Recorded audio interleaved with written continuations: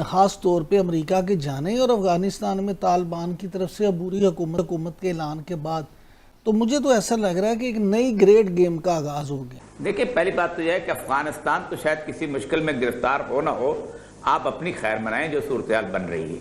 ہندوستان کی طرف سے ہو سکتا ہے ہمارے اوپر چڑھائی زیادہ ہو جائے، ایک بہت گہری امریکہ اور ہندوستان کے درمیان انڈرسٹینڈنگ ہے۔ میں جس خطرے کی طرف نشاندہی کر رہا ہوں بہت سخت ہے۔ 2,70,000 فوج جو ہے امریکہ کی وہ انڈو اسپیسیفک ریجن کے اندر ڈیڈیکیٹ کر دی گئی ہے باقاعدہ پینٹاگون کی۔ اس وقت 2,000 کے قریب جہاز ان کے وہاں موجود ہیں۔ اور ایک اور بات یاد رکھیں، پاکستان کے اندر کسی بھی وقت ایک فنڈامنٹلسٹ قسم کی موومنٹ جو ہے اس کو بلڈ کیا جائے گا، بجائے اس کے کہ ہم افغانستان کو کہیں کہ ہم یہ کرو وہ کرو، ہمیں خود چاہیے کہ ہم کیا کرنا کہ اگر پوری دنیا بھی کھڑا ہو جائے امریکن کے خلاف، امریکہ کہتا ہے ٹو ہیل ود یو، اگر ہم کسی کو مارنا ہے ہم جا کے ماریں گے۔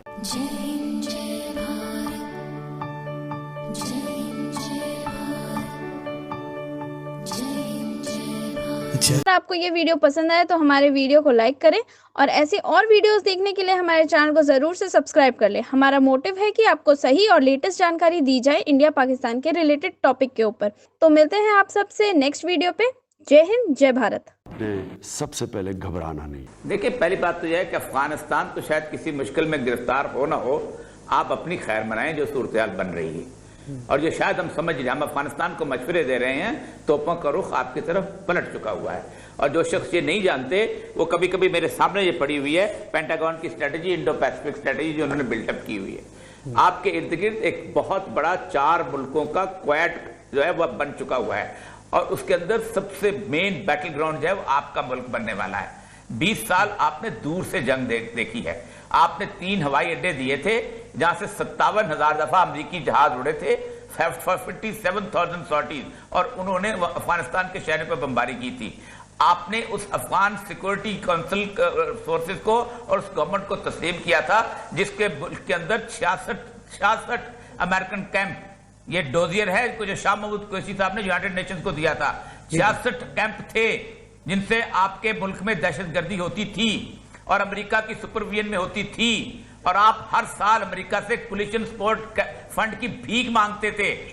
جی دیکھیں، افغانستان ہم اس لحاظ سے تو بہت بہتر پوزیشن میں آ گئے کہ پہلے ہمیں 2 اطراف سے گھیرا ہوا تھا، بلکہ تیسرا بھی آپ سمجھ لیں جو کہ انڈین اوشن ہے، تو اور اتنے اچھے تعلقات ہمارے ایران کے ساتھ بھی نہیں ہیں، لیکن کم از کم یہ جو ابھی چینج آئی ہے اس میں ایک تو یہ ہوگا کہ افغانستان کی طرف سے ہمیں بہت ریلیف ملے گا، اور ہو سکتا ہے ایران کی طرف سے کوئی کم بے شک ہو لیکن کچھ ریلیف مل جائے، لیکن ہندوستان کی طرف سے ہو سکتا ہے ہمارے اوپر چڑھائی زیادہ ہو جائے، سمندر کی طرف سے بھی اور ہندوستانی سرحد کی طرف سے بھی۔ اور جب میں چڑھائی کی بات کرتا ہوں تو آپ کو سمجھ جانا چاہیے میں اوپن وار کی بات نہیں کر رہا، جو آج کل باقی وار کے طریقے ہیں میں ان کی بات کروں۔ اور اب جس خطرے کا اوریا صاحب ذکر کر رہے ہیں اس کو میں اس طریقے سے دیکھتا ہوں کہ دیکھیں، ایک بہت گہری امریکہ اور ہندوستان کے درمیان انڈرسٹینڈنگ ہے، اسٹریٹجک انڈرسٹینڈنگ، اور بہت سارے 14 معاہدے ہیں کم از کم، جن میں سے بہت گمبھیر معاہدے ہیں کچھ۔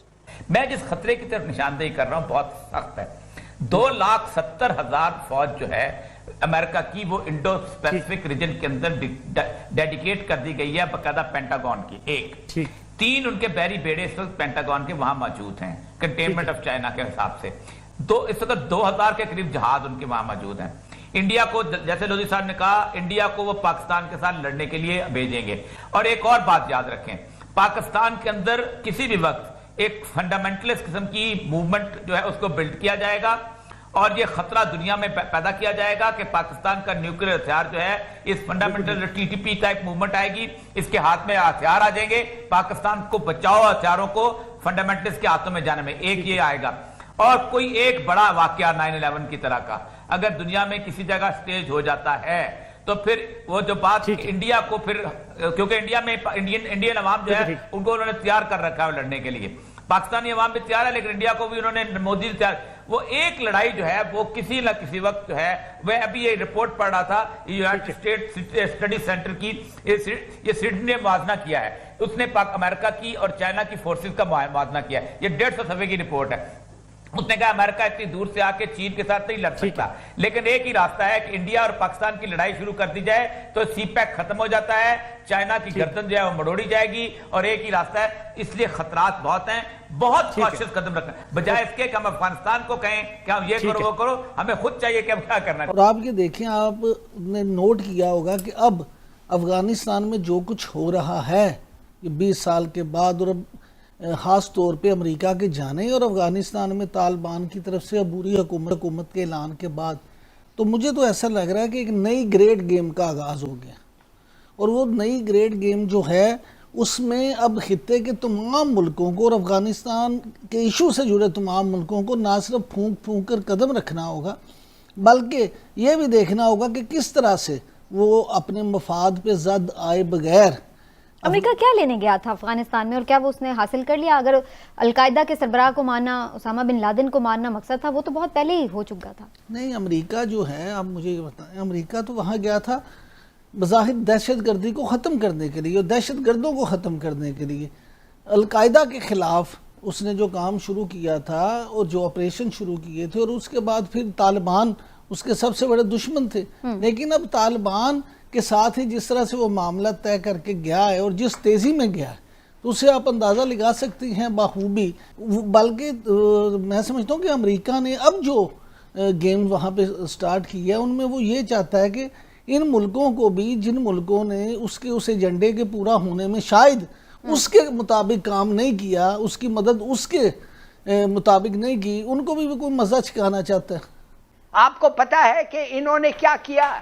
अमेरिकनों ने वो किया यूनाइटेड नेशंस के साथ जो जर्मनी और इटली ने, मुसोलिनी और हिटलर ने लीग ऑफ नेशंस के साथ किया था। तबाह कर दिया उसको, न्यूट्रलाइज कर दिया। उसके माने कि अगर पूरी दुनिया भी खड़ा हो जाए अमेरिकन के खिलाफ, अमेरिका कहता है टू हेल विद यू, अगर हम किसी को मारना है हम जाके मारेंगे, बस ठीक है।